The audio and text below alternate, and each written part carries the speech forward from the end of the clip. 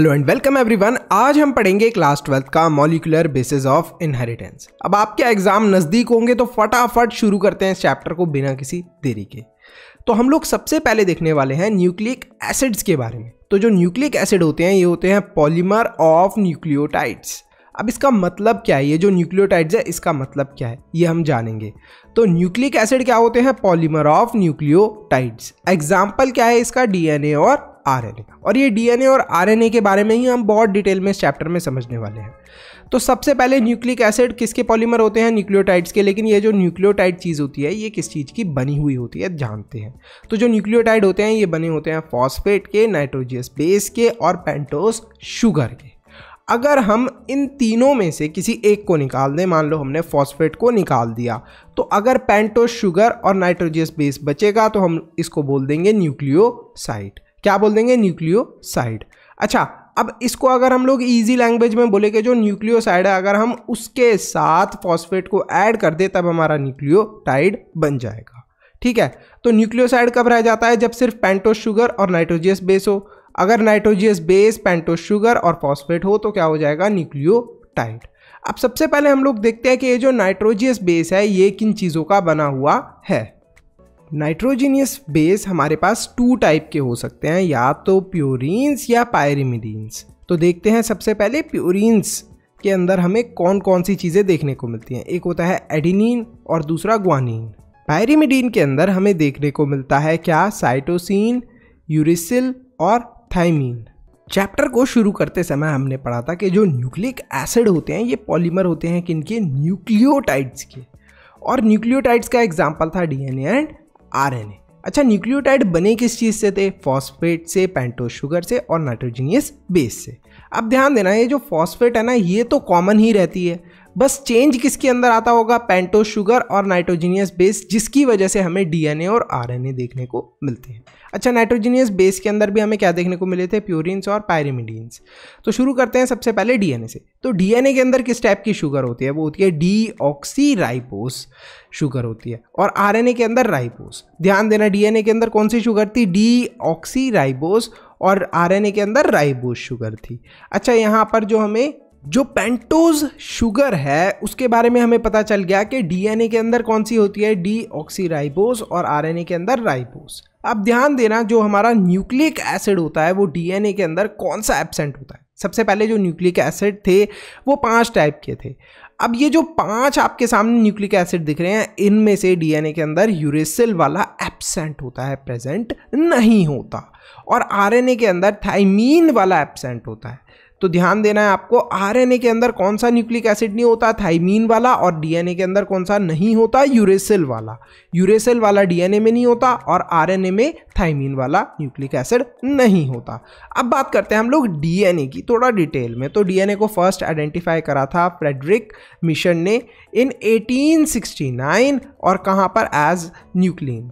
और double helix model of DNA को किसने इंट्रोड्यूस करा था? वॉटसन एंड क्रिक ने। याद रखना है ये आपको कि वॉटसन और क्रिक ने डबल हेलिक्स मॉडल इंट्रोड्यूस करा था डीएनए का। फिर क्या था? Study DNA with x ray.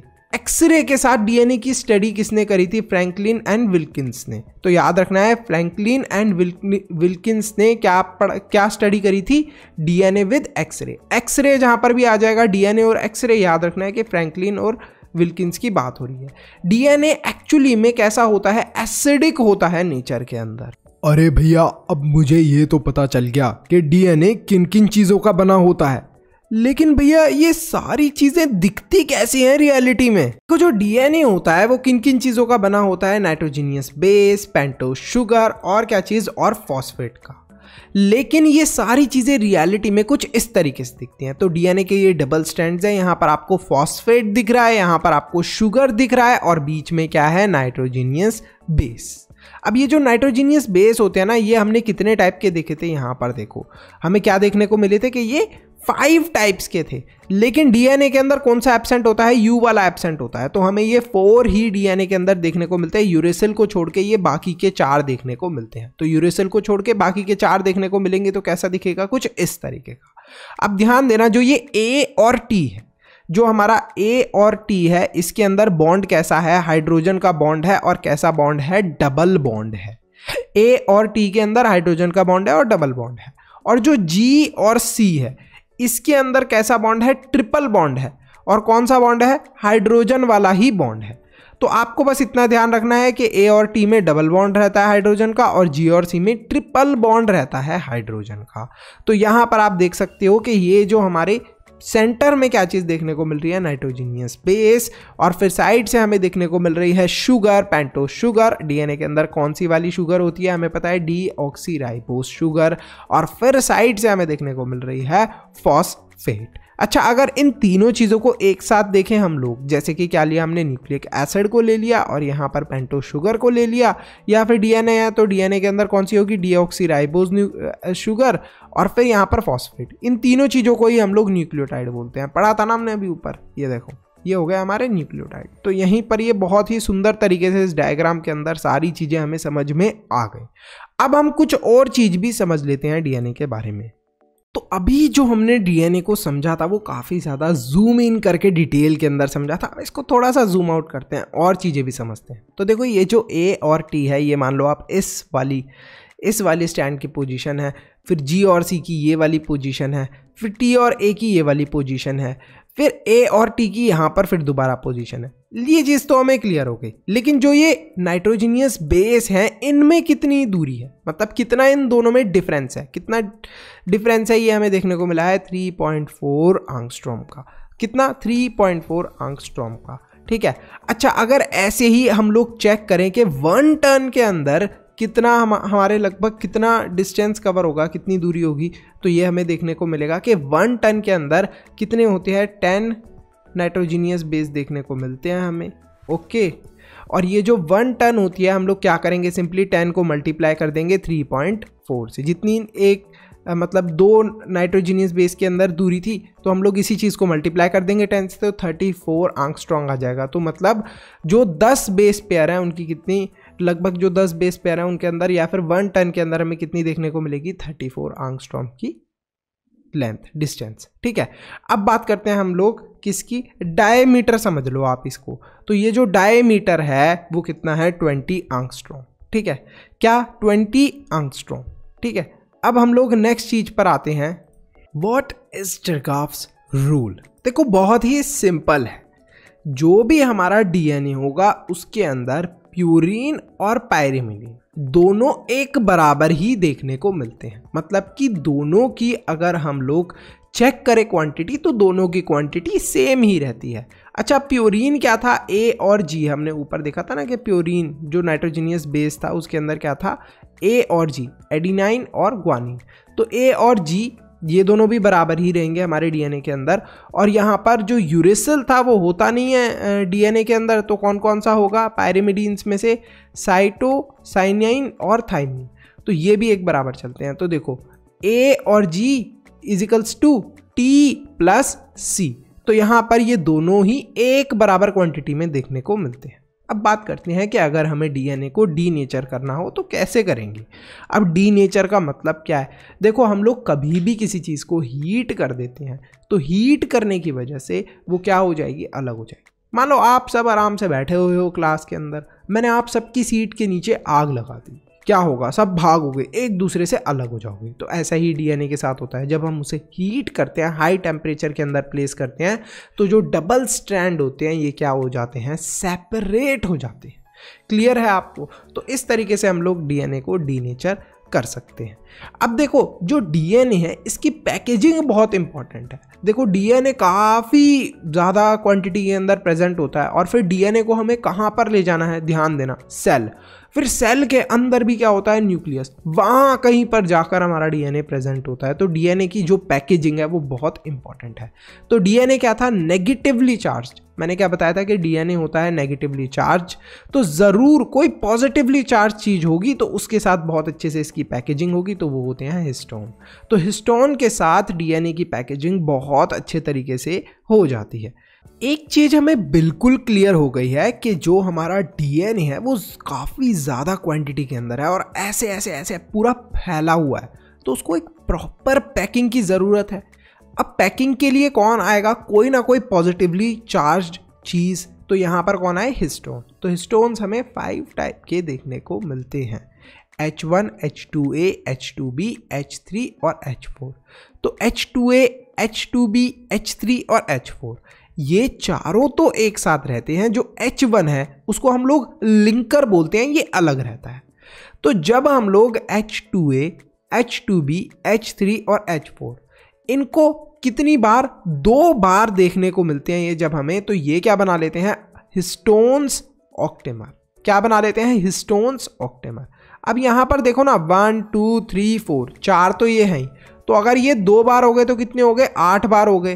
तो 8 बार के लिए हम लोग 8 के लिए क्या यूज करते हैं, ऑक्टा। तो ये क्या बन गया, हिस्टोन्स ऑक्टामर। क्लियर। अब ये जो हिस्टोन ऑक्टामर है, ये पूरी ग्रीन कलर की आपको बॉल जैसी चीज दिख रही है ना, ये है। ओके, क्लियर है। तो हिस्टोन ऑक्टामर क्या है, ये जो पूरी ग्रीन कलर की बॉल है ये। लेकिन ये जो H1 वाला है ये कहाँ गया, इसका क्या काम है। तो ये क्या है, H1 वाला देखते हैं क्या करता है ये जो H1 वाला है ये क्या करेगा हम समझेंगे अभी। लेकिन उससे पहले देखते हैं कि जो हमारा हिस्टोन ऑक्टामर है इसके ऊपर पूरा का पूरा ये जो डीएनए है, ये एक तरीके से आप देख रहे हो कि जो डीएनए स्ट्रैंड्स है लगभग 200 बेस पेयर जो होती हैं वो इस तरीके से इसके ऊपर क्या है, कॉइल्ड है। तो इस तरीके से इसके ऊपर कॉइल की फॉर्म में हमें देखने को मिल रहे हैं। ठीक है। अब यहां पर ये जो H1 था इसका काम क्या होता है, तो जो H1 हिस्टोन होता है ना, इसका काम ही क्या है, लिंकर, मतलब लिंक करने का काम है। ध्यान देना, नाम ही बता रहा है लिंकर। तो ये लिंक करने का काम करता है। तो ये तीनों चीजें मिलकर क्या क्या, H1, हिस्टोन ऑक्टामर और जो हमारे डीएनए है, ये तीनों चीजें मिलकर क्या बनाते हैं, न्यूक्लियोसोम। न्यूक्लियोसोम बनाते हैं ये। H1 मतलब क्या, लिंकर हिस्टोन, फिर हिस्टोन ऑक्टेमर जो कि सेंटर के अंदर ये बॉल जैसी चीज है, और फिर डीएनए जो यहाँ पर आपको रैप होता हुआ दिख रहा है इस पे। तो जो डीएनए है उसके भी कितने बेस पेयर होते हैं, 200 बेस पेयर होते हैं। क्लियर है। आई होप यहाँ पर कितने डीएनए के बेस पेयर होंगे, कितना डीएनए प्रेजेंट होगा, 200 बेस पेयर का डीएनए प्रेजेंट होगा।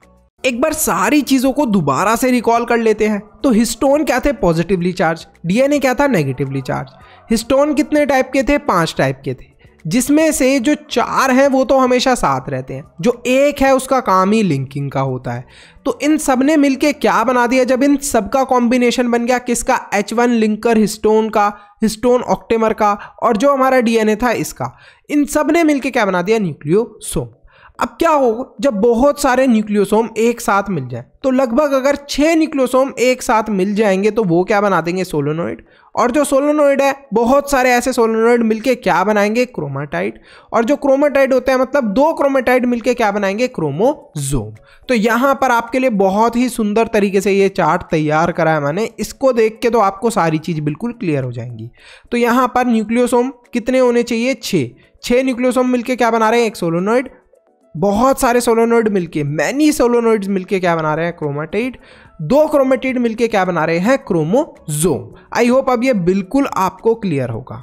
अगर लूजली पैक्ड क्रोमेटिन है तो उसको हम लोग बोलेंगे यू क्रोमेटिन, और अगर डेंसली पैक्ड क्रोमेटिन है तो उसको बोलेंगे हेट्रोक्रोमेटिन।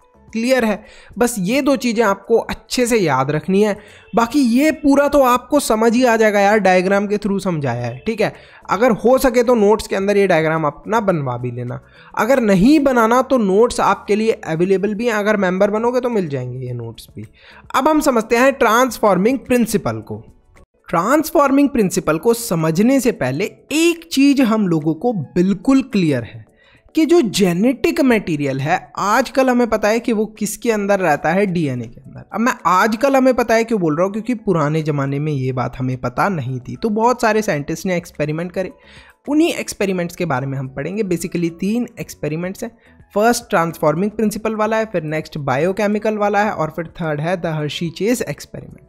तीनों ही एक्सपेरिमेंट एक दूसरे से लिंक है, तो समझते हैं। देखो, ट्रांसफॉर्मिंग प्रिंसिपल के एक्सपेरिमेंट के अंदर जो एफ ग्रिफिथ थे, उन्होंने क्या करा, उन्होंने स्ट्रिप्टोकोकस निमोनिया को लिया। अब ये जो स्ट्रिप्टोकोकस निमोनिया होता है, ये 2 कॉलोनीज के अंदर प्रेजेंट होता है। एक होती है स्मूथ कॉलोनी और दूसरी होती है रफ कॉलोनी। अगर हम लोग स्मूथ कॉलोनी की बात करें तो वो स्मूथ क्यों है, बिकॉज इट इज कैप्सूलेटेड। ठीक है।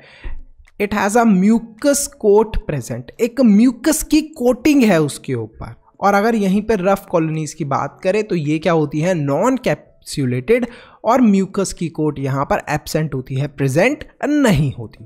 तो ध्यान देना यहाँ पर एक एक्स्ट्रा कोटिंग प्रेजेंट है। तो अगर निमोनिया, ये वाला जो हमारा स्मूथ कॉलोनीज वाला निमोनिया हम किसी की बॉडी के अंदर इंट्रोड्यूस करते हैं, तो एक जो वो कोटिंग है, उस कोटिंग से सबसे पहले इम्यून सिस्टम लड़ेगा, फिर जो अंदर वाला हमारा असली है बैक्टीरिया, वायरस, वो पूरा हमला कर देगा बॉडी के ऊपर और हमारी तबीयत को ख़राब कर देगा। अच्छा, यहीं पर अगर रफ कॉलोनीज वाले को लें, इसके ऊपर कोई भी कोटिंग नहीं है, हमारी बॉडी के अंदर एंटर करा, होस्ट की बॉडी के अंदर एंटर करा, वहीं के वहीं पे ये मारा जाएगा। क्यों मारा जाएगा? क्योंकि कोई भी कोटिंग इसके ऊपर नहीं है। क्या? म्यूकस कोट एब्सेंट है, नॉन कैप्सुलेटेड है।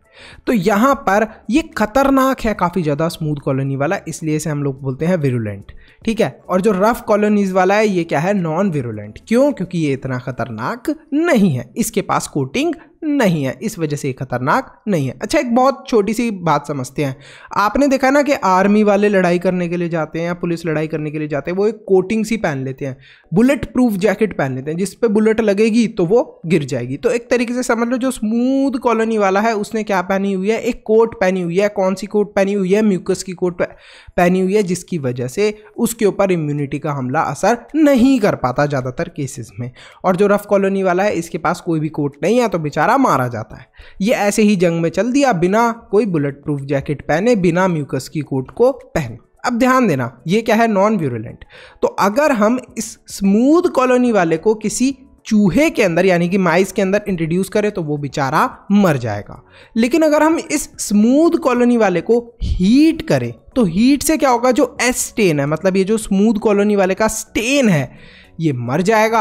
और फिर जब ये चूहे के अंदर जाएगा तो चूहा हमारा जिंदा रहेगा। मतलब कि ये जो स्मूथ कॉलोनी वाला स्टेन है, इसको हम एस स्टेन को किससे मार पा रहे हैं?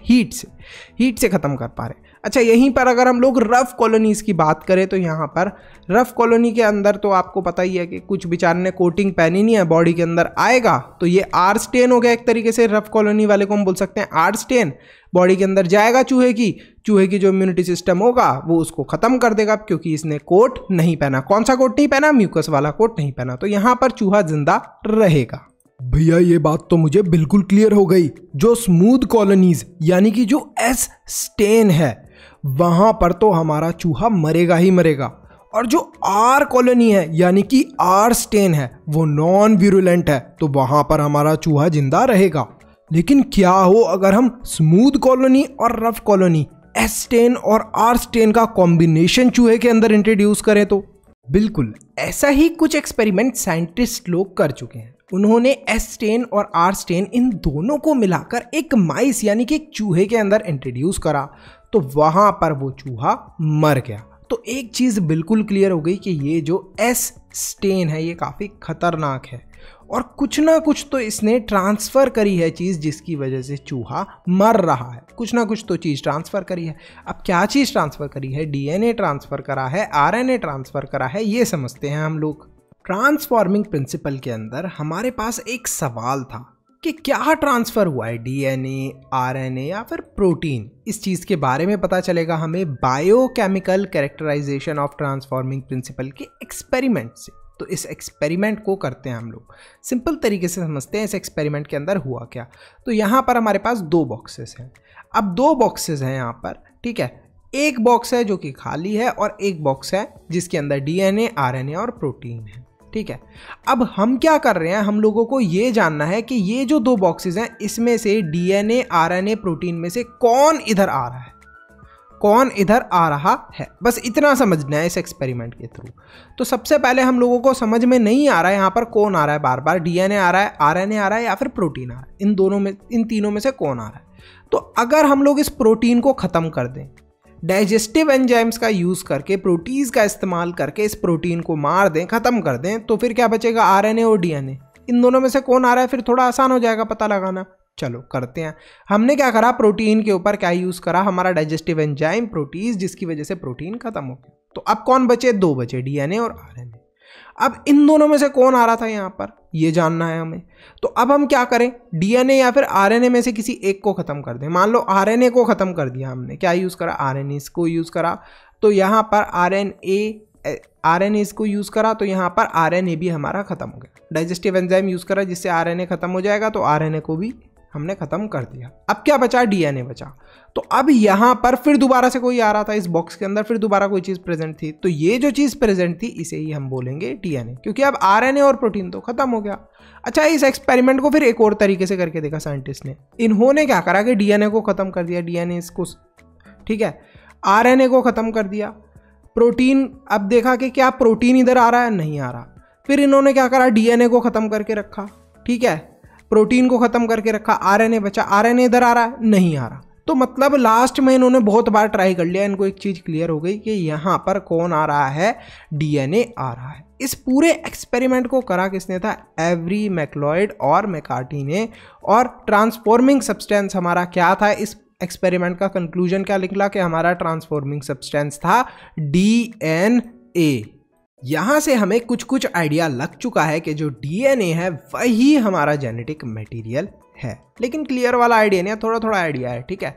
अब यहाँ पर ध्यान देना कि जो डाइजेस्टिव एंजाइम्स थे, मतलब प्रोटीन को खत्म करने के लिए प्रोटीज का इस्तेमाल करा, तब भी ट्रांसफॉर्मेशन हुआ। यहाँ पर तब भी कोई चीज़ आई थी।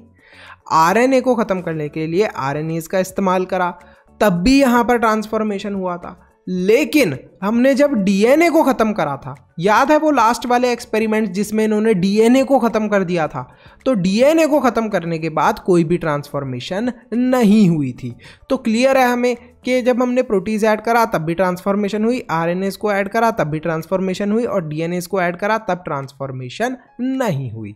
तो यहाँ पर ट्रांसफॉर्मिंग सब्सटेंस जो है वो डीएनए ही है, यही हमारा कंक्लूजन निकला।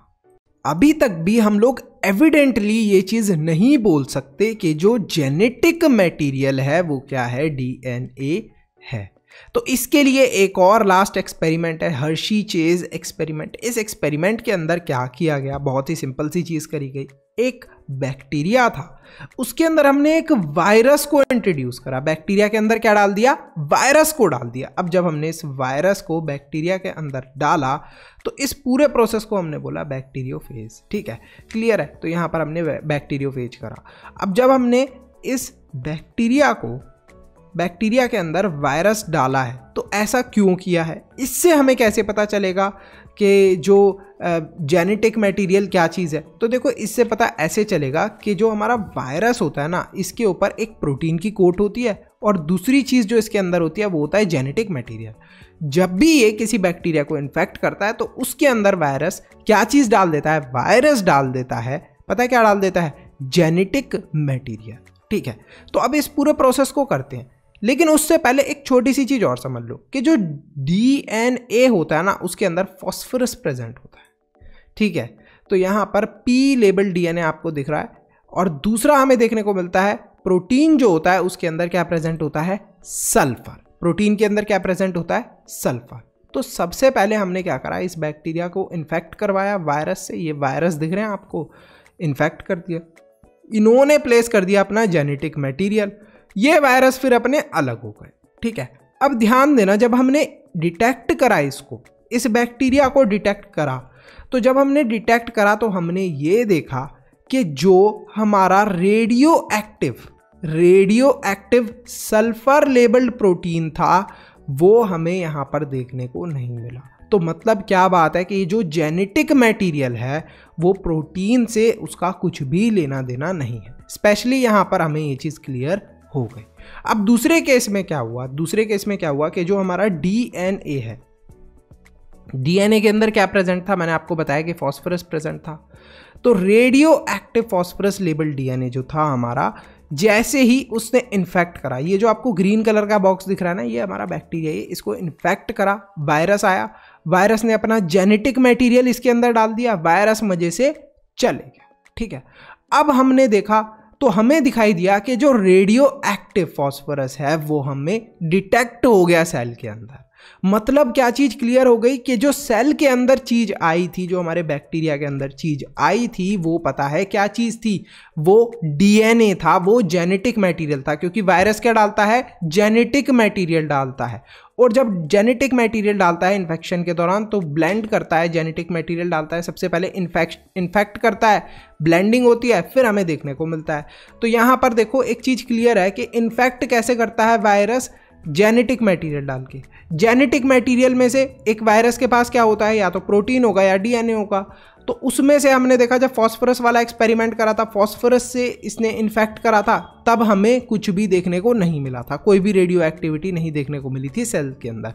No radioactive sulphur was detected, कोई भी रेडियो एक्टिव सल्फर डिटेक्ट नहीं हुआ था। लेकिन यही चीज़ जब हमने डीएनए के केस में करी तो हमें क्या देखने को मिला, रेडियो एक्टिव फॉस्फोरस डिटेक्ट होता हुआ दिख गया। तो इस चीज़ से बिल्कुल एविडेंटली क्लियर हो गया था कि जो जेनेटिक मटेरियल है वो क्या है, अपना डीएनए ही है। ये कोई ऐड नहीं है, आपको एक बहुत ही इंपॉर्टेंट इंफॉर्मेशन देनी है। एजुकेशन को इजी और अफोर्डेबल बनाने के लिए हमने एक इम्पॉर्टेंट स्टेप लिया है। आपके लिए हमने रेडी करा है स्पेशल कंटेंट जो आपके एग्जाम में बहुत हेल्प करेगा। इसमें आपको मिलेंगे चैप्टर वाइज टेस्ट पेपर, हर चैप्टर के नोट्स, साथ में कंबाइंड टेस्ट पेपर्स और प्रायोरिटी डाउट क्लियरिंग। इसके साथ साथ और भी बहुत सारे बेनिफिट्स आपको मिलने वाले हैं, सिर्फ और सिर्फ 299 के मेंबरशिप प्राइस में। सब्सक्राइब के साथ में ज्वाइन के बटन पे क्लिक करके आपको ये मेंबरशिप परचेज करनी है। ये प्राइस लिमिटेड टाइम के लिए है। अरे वाह भैया, इतने कम प्राइस में इतनी सारी चीजें, मैं तो अभी मेंबर बन जाता हूं। अब हम पढ़ेंगे सेमी कंजर्वेटिव डीएनए रेप्लिकेशन के बारे में। देखो नेम के अंदर ही हमें आधे से ज्यादा चीजें सजेस्टेड हैं। सेमी मतलब हाफ, कंजर्वेटिव मतलब कि कंजर्व करना, आधा कंजर्व कर लेना डीएनए को ड्यूरिंग इट्स रेप्लिकेशन। अब रेप्लिकेशन का मतलब क्या है, जब डीएनए और बना रहा होगा, जैसे ये एक डीएनए था, ये और डीएनए बना रहा होगा, तो ड्यूरिंग दिस प्रोसेस क्या होता जाएगा कि जो हाफ डीएनए होगा हमारा वो कंजर्व होता जाएगा। जैसे आप ये मान लो ये 2 स्टैंड्स थे रेड कलर के हमने दिखाए हैं। अब क्या हुआ कि जब ये जनरेशन 1 मतलब कि रेप्लिकेट करा जनरेशन 1 के अंदर, तो हमें ये देखने को मिला कि एक रेड स्टैंड है और एक नया वाला जो बना है वो है ग्रीन। एक फिर यहाँ पर रेड देखने को मिला और एक क्या देखने को मिला, ग्रीन। अब इसी से और डीएनए बनेगा, मतलब जनरेशन 2 का बनेगा, तो वहाँ पर ये जो रेड वाला है इसकी क्वांटिटी कम होती जाएगी। जैसे देखो यहाँ पर 4 हैं तो 4 में से 2 के पास तो ये रेड वाला है, बाकियों के पास ये ग्रीन ही ग्रीन है। तो इसे ही बोलते हैं semi conservative DNA replication. First इसको प्रपोज करा था वॉटसन और क्रिक ने। एक्सपेरिमेंटली इसको प्रूव किसने करा था, मेसेल्सन और स्टाल ने इन 1958 इन ई कोलाई। ये चीज़ आपको याद रखनी है, ठीक है। और जो टाइलर थे इन्होंने वीसिया फाबिया जो था इसके अंदर इसे प्रूव करा था। अब वीसिया फाबिया क्या होता है, आपको फटाफट कमेंट सेक्शन के अंदर कमेंट करना व्हाट इज वीसिया फाबिया। फिर मेसेल्सन और स्टाल ने क्या करा था, देखो इन्होंने हैवी आइसोटोप यूज करा था ऑफ N15। अब हैवी आइसोटोप क्यों यूज करा था, जिससे कि आसानी से ये डिटेक्ट कर पाए कि सेमी कंजर्वेशन हो रहा है डीएनए का रेप्लिकेशन के बाद या फिर नहीं हो रहा। जैसे देखो यहाँ पर अलग से ही मार्क हो रहा है ये, तो हमें पता चल रहा है कि हाँ डीएनए आधा कंजर्व होता रहता है जब भी वो रेप्लिकेट होता है। अच्छा, ग्रू किसके अंदर करा था इन्होंने इस चीज को, NH4Cl के अंदर, ये भी आपको याद रखना है। और सेंट्रिफिकेशन किसके अंदर हुआ था, सीसियम क्लोराइड के अंदर सेंट्रिफिकेशन का ये प्रोसेस हुआ था। अरे भैया ये डीएनए के बारे में जान जान के मैं तो थक गया, अब आरएनए के बारे में भी कुछ बता दो। अब हम लोग आरएनए की बात करने वाले हैं। जो आरएनए है वो 3 टाइप का होता है। एक होता है मैसेंजर आरएनए यानी कि mRNA, फिर होता है राइबोसोमियल आरएनए rRNA, और फिर ट्रांसफर आरएनए tRNA। तो जो मैसेंजर आरएनए होता है ना, ये सबसे कम क्वांटिटी में होता है और बहुत ही कम स्टेबल होता है। और जो हमारा rRNA यानी कि राइबोसोमियल आरएनए होता है, ये मैक्सिमम होता है और सबसे ज़्यादा स्टेबल भी होता है। ट्रांसफर आरएनए का भी इस्तेमाल हम लोग देखेंगे कहाँ पर होता है। सबसे पहले हम लोग बात करते हैं राइबोसोमियल आरएनए की। क्यों? क्योंकि ये मैक्सिमम है और सबसे स्टेबल है। तो इसी की सारी बातें कर लेते हैं। तो यहाँ पर हमारा राइबोसोमियल आरएनए को हमने ओपन कर लिया। भैया ये राइबोसोमियल, इसका कुछ राइबोसोम से रिलेशन है क्या? देखो राइबोसोम जो होते हैं ना वो कुछ नहीं होते, वो यही राइबोसोमियल आरएनए होते हैं, ठीक है। तो इसको लेके कंफ्यूज बिल्कुल भी नहीं होना। तो राइबोसोमियल आरएनए के अंदर भी हमें 2 टाइप्स देखने को मिलते हैं। एक होते हैं प्रोकैरियोटिक राइबोसोम्स और एक होते हैं यूकैरियोटिक राइबोसोम्स। जो प्रोकैरियोटिक वाले होते हैं वो 70S होते हैं, और यहाँ पर 70s के अंदर भी हमें क्या देखने को मिलता है, 50s जो कि बना होता है 23s और 5s से, और 30s किससे बना होता है, 16s से। और अगर यूकैरियोटिक राइबोसोम की बात करें तो ये 80s होते हैं, 60s बना होता है 28s से, 5.8s से और 5s से, और 40s बना होता है 18s से। अब ये सारी चीज़ें आपको याद रखनी है बहुत ही बढ़िया तरीके से, क्योंकि एग्जाम में ये सारी चीज़ें पूछी जा सकती हैं। भैया ये जो डीएनए और आरएनए है दोनों ही जेनेटिक मटेरियल है, लेकिन इन दोनों में से अच्छा कौन सा जेनेटिक मटेरियल है? चलो मिलकर कंपैरिजन करते हैं। अब इस कंपैरिजन को करने के लिए हमारे पास 4 पॉइंट्स हैं। देखो, जो भी हमारा जेनेटिक मटेरियल होगा, एक तो उसे रेप्लिकेट करना चाहिए, मतलब रेप्लिकेशन कर पाए, तो दोनों डीएनए और आरएनए रेप्लिकेट कर सकते हैं। जो भी हमारा जेनेटिक मटेरियल होगा वो ज़्यादा स्टेबल होना चाहिए, केमिकली भी और स्ट्रक्चरली भी। तो उस चीज़ में डीएनए ज़्यादा स्टेबल है आरएनए से ड्यू टू थाइमीन। तो थाइमीन क्या होता है, आपको पता है डीएनए के अंदर प्रेजेंट है, और आरएनए के पास क्या होता है, यूरेसिल। यूरेसिल डीएनए के अंदर क्या होता है, एब्सेंट होता है। तो एक चीज़ तो बिल्कुल क्लियर है कि जो हमारा डीएनए है ये ज़्यादा स्टेबल है आरएनए से, तो इस चीज़ में डीएनए जीतता है। 1 पॉइंट डीएनए को एक्स्ट्रा मिल गया। Should show scope for slow changes, मतलब कि जो म्यूटेशन है वो बहुत ज़्यादा नहीं होनी चाहिए। अच्छा, इसमें अभी भी थोड़ा बहुत कंफ्यूजन है कि म्यूटेशन होना तो अच्छी बात है, चेंजेस होना किसी के अंदर तो अच्छी बात है, लेकिन सोचो अगर बहुत ज़्यादा चेंजेस होने लगे तो क्या होगा। आसपास गर्मी पड़ी फिर बॉडी के अंदर चेंज, सर्दी पड़ी फिर बॉडी के अंदर चेंज, पता चले कुछ टाइम के अंदर हम मर गए। तो यहाँ पर जो आरएनए है ये ज़्यादा म्यूटेशन शो करता है then DNA. It should be able to express itself in the form of Mendelian characters. जो मेंडेलियन कैरेक्टर्स होते हैं उसमें अच्छे से एक्सप्रेस कर पाए। तो जो आरएनए है वो इजीली अपने आप को एक्सप्रेस कर पाता है, बट डीएनए यहाँ पर कैसे बेटर होता है, क्योंकि डीएनए ज़्यादा जेनेटिक इंफॉर्मेशन स्टोर कर पाता है। जैसे आरएनए मान लो तुम्हारे पापा की और दादा की इंफॉर्मेशन तक स्टोर कर पा रहा है, लेकिन यहीं पे अगर हम डीएनए की बात करें तो पापा की, दादा की, परदादा की, उनके भी परदादा की पूरी सारी इंफॉर्मेशन स्टोर करी हुई है।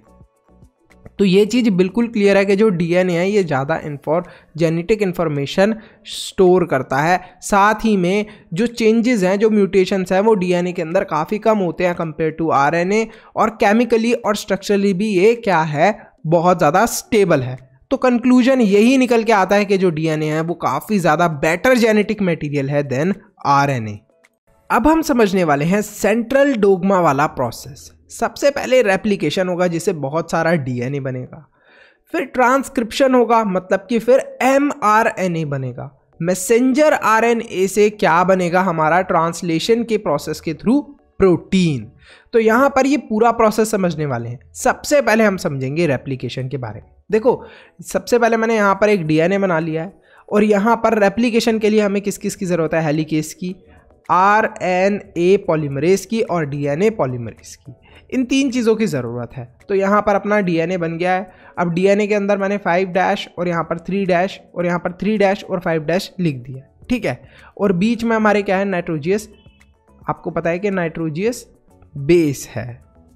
अब शुरू करते हैं हमारा नेक्स्ट स्टेप। अब जो हमारा डीएनए होता है ना, उसके अंदर एक जगह होती है जिसको हम लोग ORI बोलते हैं। इसका मतलब होता है ओरिजिन ऑफ रेप्लिकेशन।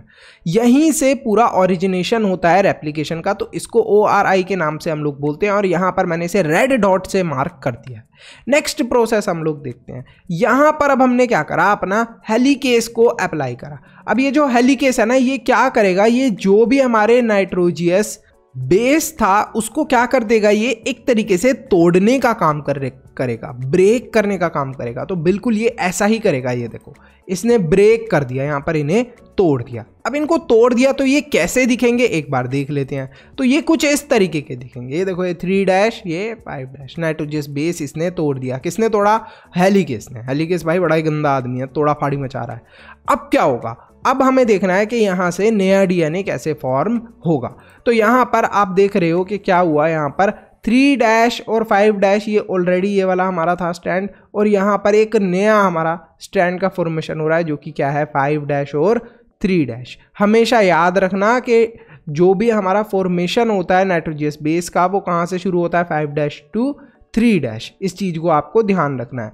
तो यहाँ पर फिर जो हमारा नया बन जाएगा, यहाँ पर देखो 3' और 5' है तो इसका अपोजिट ही बनेगा दूसरा स्टैंड, तो ये बन गया 5' to 3'। आई होप ये चीज़ बिल्कुल क्लियर होगी आपको। तो अब नेक्स्ट स्टेप देखते हैं। अब ये जो RNA पॉलीमरेज है और DNA पॉलीमरेज है, ये कहाँ काम आते हैं? ये देखो यहाँ पर RNA पॉलीमरेज है और यहाँ पर भी RNA पॉलीमरेज है और यहीं पर कहीं पर DNA पॉलीमरेज भी प्रेजेंट होता है। इनका काम क्या होता है? इनका काम होता है फटाफट नाइट्रोजियस बेस का बनाना चालू करना, DNA को बनाना चालू करना, मतलब ये इनिशिएशन का काम करते हैं। यहाँ पर ये बोलते हैं अरे भाई चलो काम करो फटाफट नया DNA बनाओ।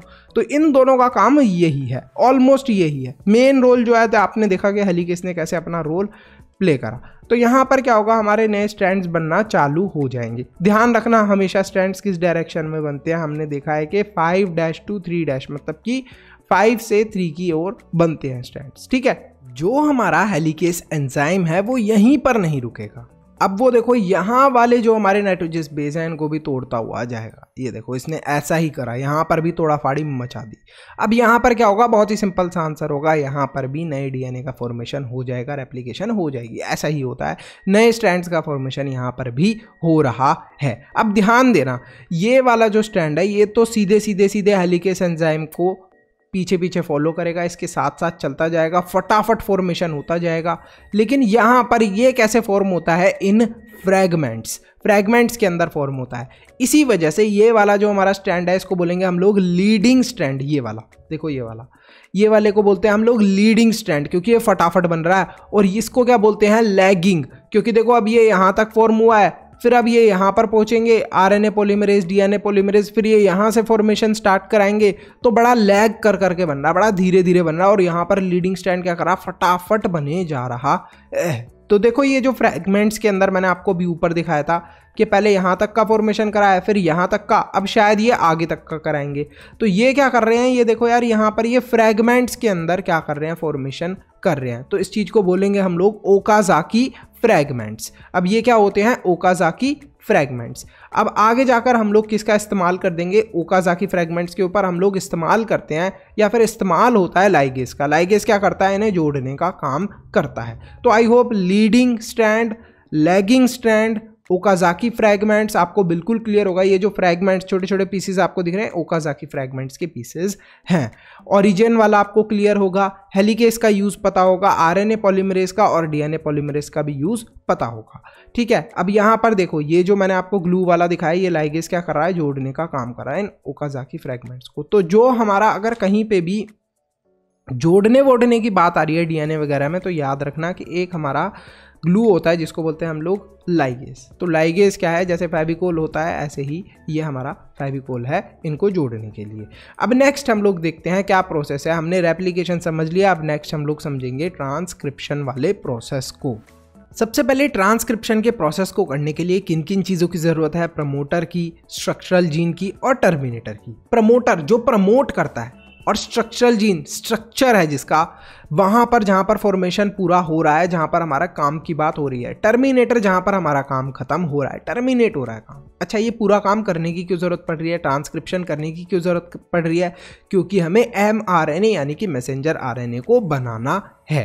तो यहाँ पर देखो, प्रमोटर मतलब यहाँ से शुरुआत होगी फॉर्मेशन की, और यहाँ पर क्या होगा, यहाँ पर स्ट्रक्चरल जीन के अंदर पूरा फॉर्मेशन होगा और टर्मिनेटर के अंदर ये प्रोसेस पूरा टर्मिनेट हो जाएगा। ये तो आपको थोड़ा आसान डायग्राम से मैंने समझाया, लेकिन अपनी NCERT में ये वाला डायग्राम दे रखा है, ये भी बहुत ही सिंपल सा है। तो यहाँ पर आप देखो कि ये जो दो स्ट्रैंड्स है, यहाँ पर सबसे पहले क्या है, टेम्पलेट स्ट्रैंड है, और दूसरा क्या है, कोडिंग स्ट्रैंड है। अब जो ये टेम्पलेट स्ट्रैंड है इसकी पोलैरिटी होगी 3' to 5' की डायरेक्शन में, और जो कोडिंग स्ट्रैंड है इसकी पोलैरिटी होगी 5' to 3' की डायरेक्शन में। अब ध्यान देना, ये जो मैं बात कर रहा हूँ टेम्पलेट स्ट्रैंड की, टेम्पलेट स्ट्रैंड के पास में ही यहीं पर हमारी क्या बनेगी, यहीं पर हमारी बनेगी क्या बनेगी, यहाँ पर हमारी mRNA। जो mRNA है वो लगभग टेम्पलेट स्ट्रैंड के साथ ही बन रही है, तो उसको ये पता होना चाहिए कि मुझे लगना कैसा है, दिखना कैसा है। तो वो क्या करेगी, वो लगभग जो कोडिंग स्ट्रैंड है वहाँ से सारी अपनी इंस्पिरेशन लेगी कि यहाँ से मुझे ऐसा ही दिखना है, ऐसा ही बनना है। जैसे आप देखते होगे बहुत सारे डॉक्टर्स को, तो आपके अंदर एक मोटिवेशन आती होगी कि मुझे ऐसा ही डॉक्टर बनना है बड़े होकर। तो ऐसे ही कोडिंग स्ट्रैंड से mRNA इंस्पायर होती है और यहाँ पर अपने आप को वैसा ही फॉर्म करने की कोशिश करती है। अब बात करते हैं हम लोग RNA पॉलीमरेज की। जो प्रोकैरियोट्स होते हैं इनके पास सिर्फ एक ही टाइप की RNA पॉलीमरेज होती है, मतलब कि एक ही टाइप की RNA पॉलीमरेज बाकी के जितने भी RNAs हैं उनको बनाए। कौन कौन से बाकी के RNA होते हैं? एक ट्रांसफर RNA, एक होता है मैसेंजर RNA और एक होता है राइबोसोमियल RNA। यूकैरियोट्स के अंदर 3 टाइप के RNA पॉलीमरेज होते हैं। जो फर्स्ट वाला होता है RNA पॉलीमरेज वो बनाता है rRNA को, हमारा जो हमारा राइबोसोमियल RNA होता है वो उसे बनाता है। सेकंड वाला बनाता है hnRNA को, तो hnRNA का मतलब होता है हेट्रोन्यूक्लियर RNA को बनाता है, जो हमारा सेकंड वाला RNA पॉलीमरेज होता है यूकैरियोट्स के अंदर। और थर्ड वाला जो हमारा RNA पॉलीमरेज होता है यूकैरियोट्स में वो किसे बनाता है? tRNA को, snRNA को, 5SNRNA को। तो आई होप आपको ये चीज़ बिल्कुल क्लियर होगी, NCERT में गिवन है तो ये चीज़ आपको बिल्कुल अच्छे से पता होनी चाहिए। एक बार इस ट्रांसक्रिप्शन वाले प्रोसेस को हम लोग डायग्राम की हेल्प से समझते हैं, लेकिन उससे पहले ध्यान दोगे हमने ट्रांसक्रिप्शन के अंदर क्या देखा था? एक शुरुआत होने वाली जगह होगी जिसे प्रमोटर बोला था, एक खत्म होने वाली जगह होगी जिसे टर्मिनेटर बोला था। तो बिल्कुल ऐसे ही होगा। तो यहां पर हमारे पास क्या आ गया है? एक आ गया है RNA पॉलीमरेज। अब RNA पॉलीमरेज को ऐसी जगह पर पहुंचना है जहां से उसको शुरू करना है RNA को बनाना। तो वो RNA को बनाना कहाँ, कौन सी साइड से शुरू कर सकता है? प्रमोटर वाले रीजन से। अब प्रमोटर वाले रीजन पे वो कैसे पहुंचे? प्रमोटर वाले रीजन पर वो पहुंचेगा सिग्मा फैक्टर की हेल्प से। यहां पर आपको दिख रहा है सिग्मा फैक्टर की हेल्प से इसने डिटेक्ट करा है प्रमोटर वाला रीजन। अब यहां पर ये पहुंच गया, इनिशिएशन हो गया, मजे से RNA बनाते हुए ये आगे जा रहा है। ये देखो RNA बनता जा रहा है और ये आगे जाता जा रहा है।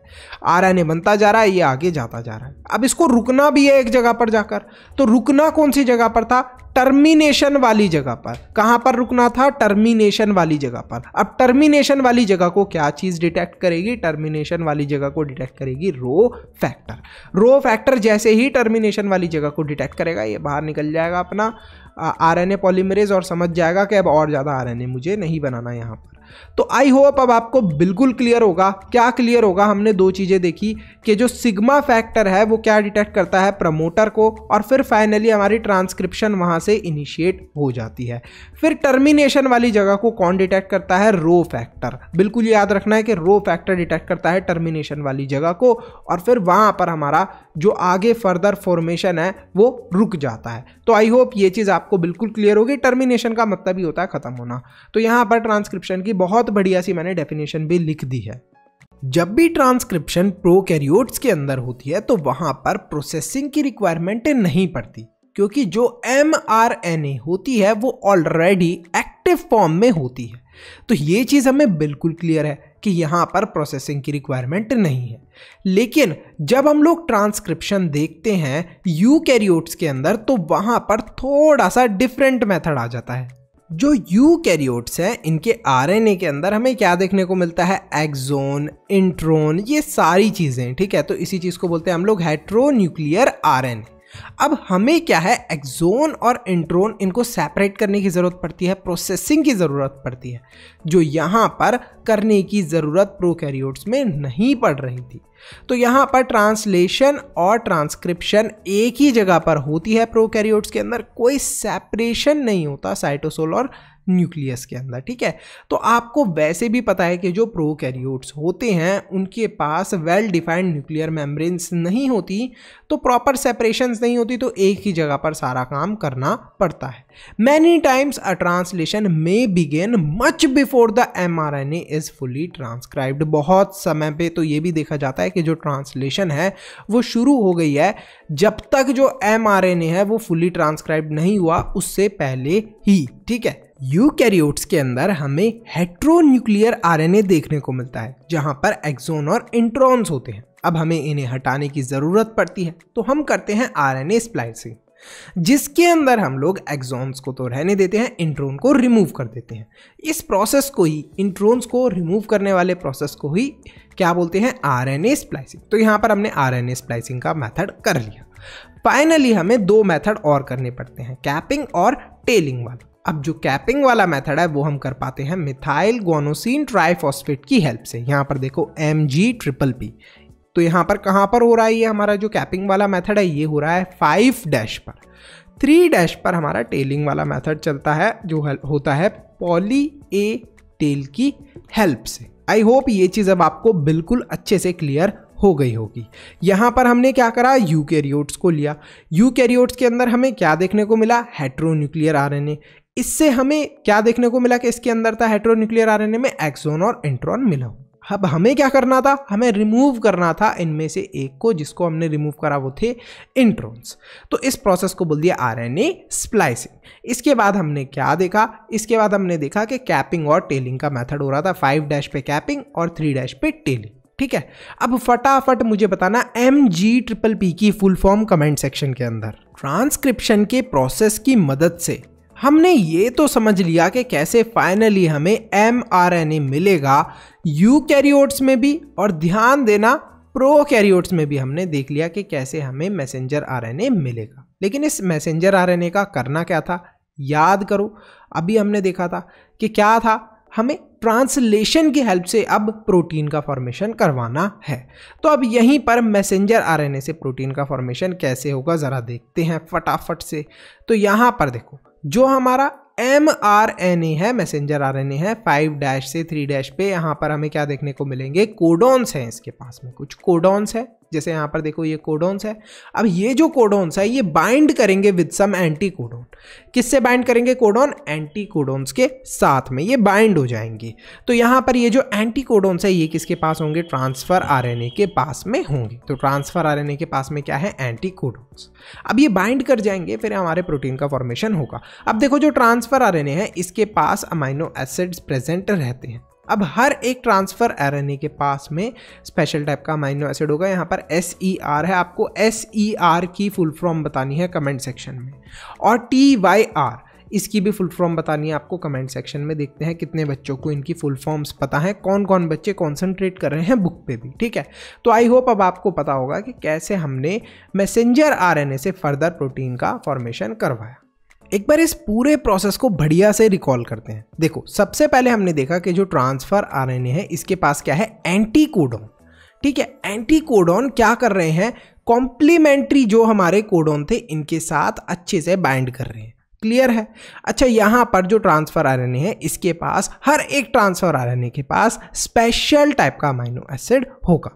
ठीक है, अब जो अमाइनो एसिड है ये क्या होंगे, एक्सेप्टर एंड पर बाइंड हो रखे होंगे। ये देखो बिल्कुल ऐसे यहाँ पर ज्वाइन हो रखे हैं। ट्रांसफर RNA स्पेसिफिक होगा फॉर ईच अमाइनो एसिड। तो यहाँ पर हमें हर एक ट्रांसफर RNA के पास पे स्पेसिफिक टाइप का ही क्या देखने को मिलेगा, amino acid. For initiation, there is another specific transfer RNA that is referred to as initiated transfer RNA। Initiation के लिए एक और स्पेसिफिक ट्रांसफर RNA होगा जिसे हम लोग क्या बोलते हैं, इनिशिएटेड ट्रांसफर RNA।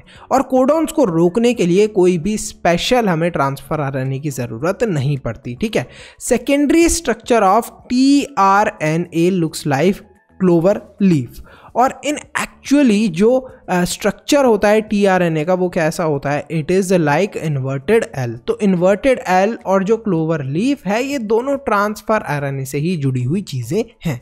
अब एक बार हम लोग इस पूरे प्रोसेस को देखते हैं। देखो यहाँ पर क्या है, ये हमारा मैसेंजर RNA है, यहाँ पर हमें क्या दिख रहा है, ट्रांसफर RNA। सबसे पहले इस पे ध्यान देना है, जो हमारा ट्रांसफर RNA है। अब इसके ऊपर मैंने आपको क्या बताया था कि स्पेशल टाइप का अमाइनो एसिड होगा। तो यहाँ पर देखो स्पेशल टाइप का अमाइनो एसिड है। अब यहाँ पर ये पुराने वाला ट्रांसफर RNA है, यहाँ पर देखो बहुत बड़ी ग्रोइंग पॉलीपेप्टाइड चेन है। अब ये पॉलीपेप्टाइड चेन मतलब यहाँ पर बहुत सारे अमाइनो एसिड्स इससे जुड़े हुए हैं। ये क्या करेगा, इनको यहाँ पर ट्रांसफर कर देगा और फिर उड़ जाएगा, यहाँ से चले जाएगा।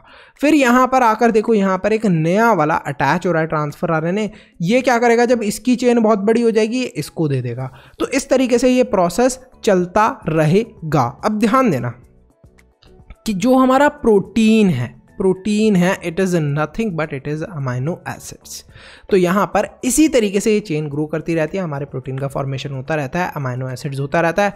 और जो हमारा लास्ट वाला प्रोसेस था, किस चीज़ के अंदर, हमारा जो लास्ट वाला प्रोसेस था ट्रांसलेशन वाला वो हमने अच्छे से समझ लिया कि उससे प्रोटीन का फॉर्मेशन कैसे हो रहा है। तो ये फॉर्मेशन ऑनगोइंग रहता है। एंड अब हम देखने वाले हैं नेक्स्ट हमारा process, that is genetic code. Genetic codes के लिए जो 3 साइंटिस्ट हैं वो काफ़ी इंपॉर्टेंट है, जिनका आपको नेम भी लर्न कर लेना है, जॉर्ज गैम्बो और हरगोबिंद खुराना, मार्शल निरेनबर्ग। जो कोडॉन होते हैं वो ट्रिपलेट होते हैं। और टोटल कितने कोडॉन्स होते हैं? 64 होते हैं, जिनमें से स्टॉप कोडॉन 3 होते हैं। तो बाकी के जो होंगे वो कोडिंग वाले कोडॉन्स होंगे, मतलब 61 कोडिंग वाले कोडॉन्स होते हैं। 64 में से 3 हटा लो, 61 बचेंगे, वो कोडिंग वाले ही कोडॉन्स होते हैं।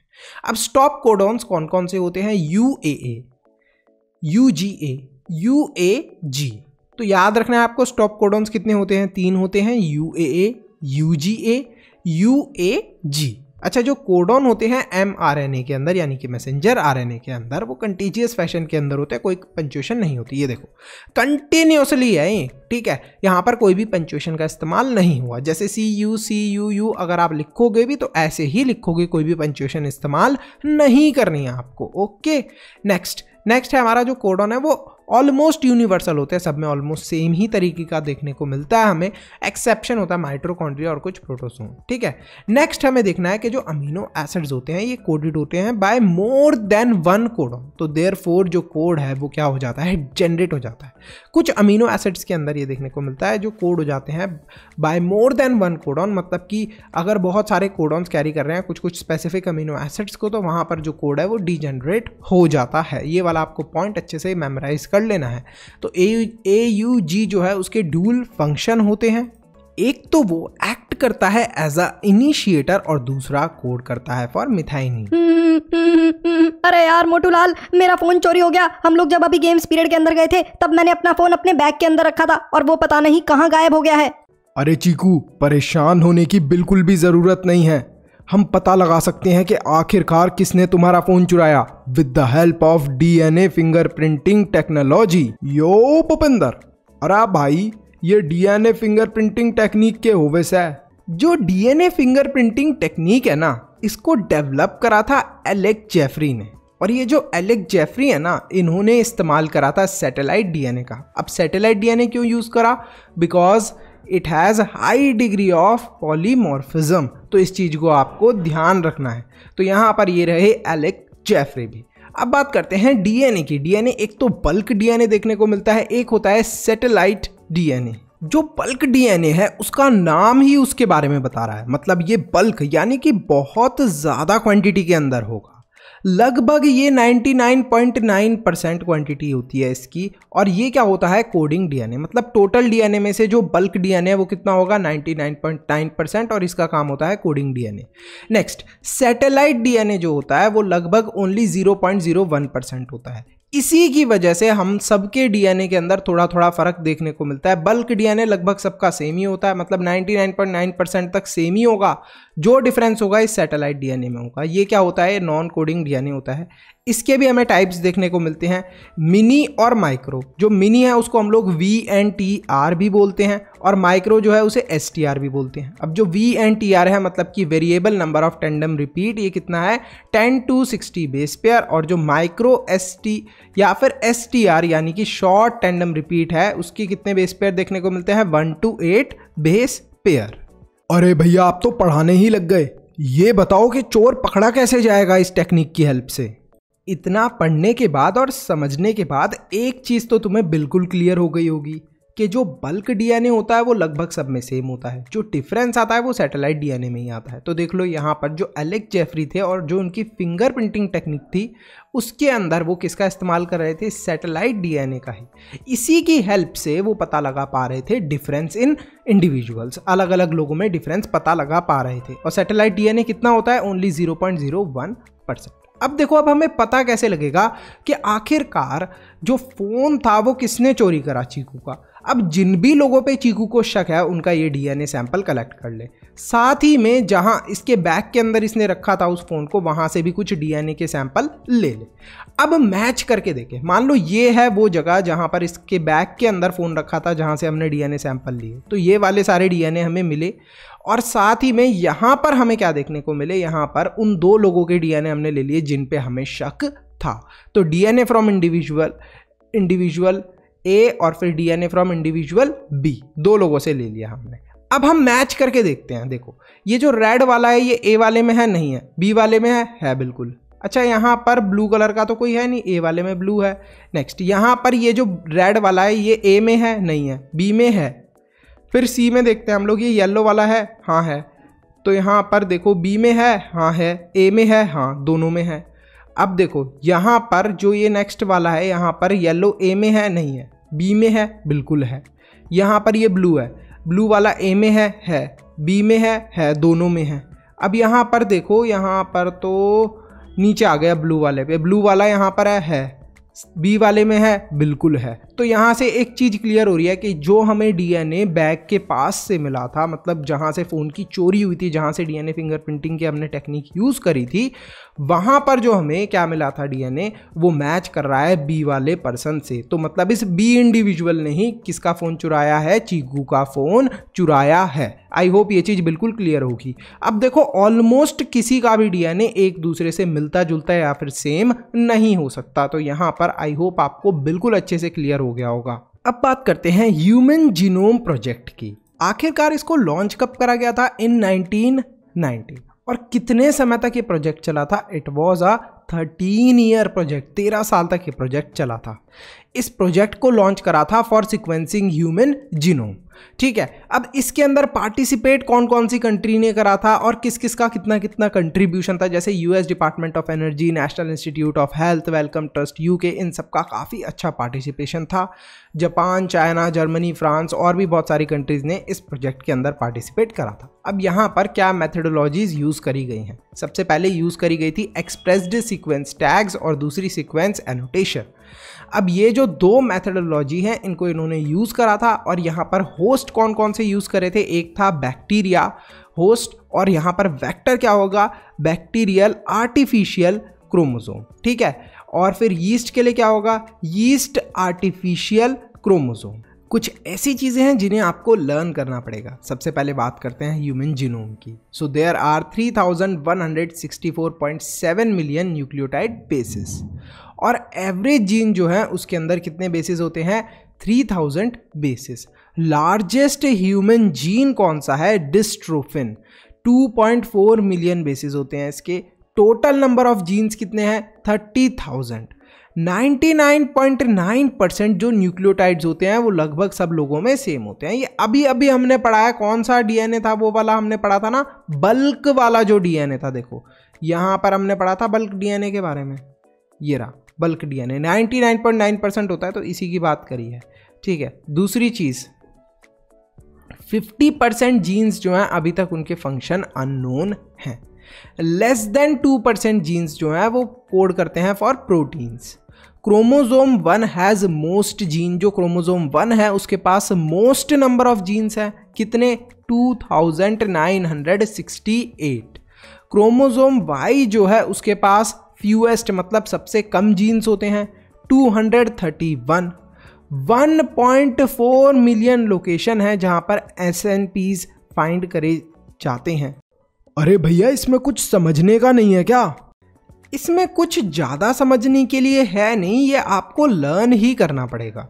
जैसे सिंपली आपकी क्लास में बहुत सारे बच्चे हैं, तो अब उनके नाम के बारे में कोई आपको क्या ही समझाएगा? उनके नाम को आपको याद ही करना पड़ता है कि ये इस दोस्त का नाम ये है, इस दोस्त का नाम ये है, इस दोस्त का नाम ये है। तो ये वही फैक्चुअल डाटा है जिसे आपको लर्न करना पड़ेगा।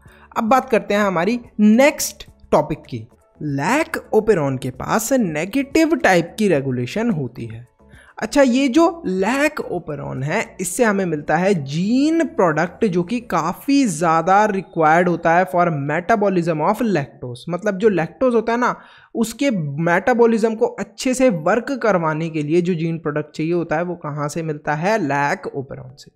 किस साइंटिस्ट ने लैक ओपेरॉन के रिलेटेड रिसर्च वगैरह करी थी? तो वो थे Francis Jacob and Jacques Monod. तो ये रहे वो दोनों साइंटिस्ट की पिक्चर भी। लेकिन भैया इन जेकब और मोनोड ने भी तो कुछ करा होगा। क्या था इनका एक्सपेरिमेंट, बताओ तो सही। देखो यहाँ पर आपको लिखा दिख रहा होगा RPOZYA, लेकिन इन सब का मतलब क्या है? देखो जो R है इसका मतलब है रिप्रेसर, P का मतलब है प्रमोटर, O का मतलब है ऑपरेटर, और जो ZYA हैं ये क्या है, स्ट्रक्चरल जीन्स हैं। ठीक है, अब इन्हीं से हमारे एंजाइम्स वगैरह फॉर्म होते हैं। तो यहाँ पर क्या है, जब रिप्रेसर जो mRNA है उससे हमारा रिप्रेसर बना, अब यहाँ पर रिप्रेसर के नज़दीक जब कुछ भी नहीं होगा तो ये बाइंड कर जाएगा ऑपरेटर के साथ में, और इस केस में ट्रांसक्रिप्शन नहीं होगी। No transcription will happen.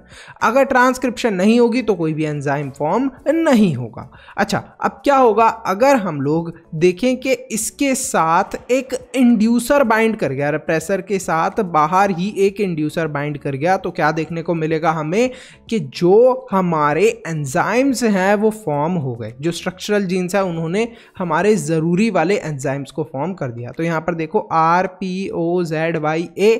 अब ध्यान देना, ये रिप्रेसर था, अगर ये फ्रीली घूमता है तो कहाँ पर चले जाता है, ऑपरेटर के साथ बाइंड कर जाता है, और जो हमारे एंजाइम्स हैं उन्हें नहीं बनने देता। लेकिन इस केस में, जो सेकंड केस है, इसमें क्या हुआ कि जो रिप्रेसर था इसके साथ एक इंड्यूसर बाइंड कर गया बाहर ही। जब इंड्यूसर और रिप्रेसर दोनों बाइंड कर गए तो यहाँ पर रिप्रेसर अब ऑपरेटर के नज़दीक नहीं जाएगा। तो यहाँ पर क्या होगा, यहाँ पर हमारे जो भी स्ट्रक्चरल जीन्स हैं वो ज़रूरी वाले एंजाइम्स बना देंगे, ये सारे इंपॉर्टेंट एंजाइम्स बना देंगे, और इस केस में ट्रांजिशन होगी और साथ ही में हमारे एंजाइम्स भी फॉर्म हो जाएंगे। यहीं पर हमारा चैप्टर खत्म होता है। अगर आपको इस चैप्टर के नोट्स, सैम्पल पेपर या शाउट आउट चाहिए, वो कैसे मिलेगा, सब्सक्राइब के साथ में एक ज्वाइन का बटन है, उस पर क्लिक करके आपको मेंबर बनना है। Thanks for watching. इस वीडियो को बनाने में बहुत मेहनत लगी है, तो फटाफट इस वीडियो को लाइक कर दो, चैनल को सब्सक्राइब कर दो और अपने दोस्तों के साथ शेयर ज़रूर करना। मैं देख रहा हूँ आप लोग वीडियोज़ को लाइक नहीं करते हो और शेयर नहीं करते हो, तो आज ये चीज़ तो ज़रूर ही करनी है। ठीक है, चलो बाय।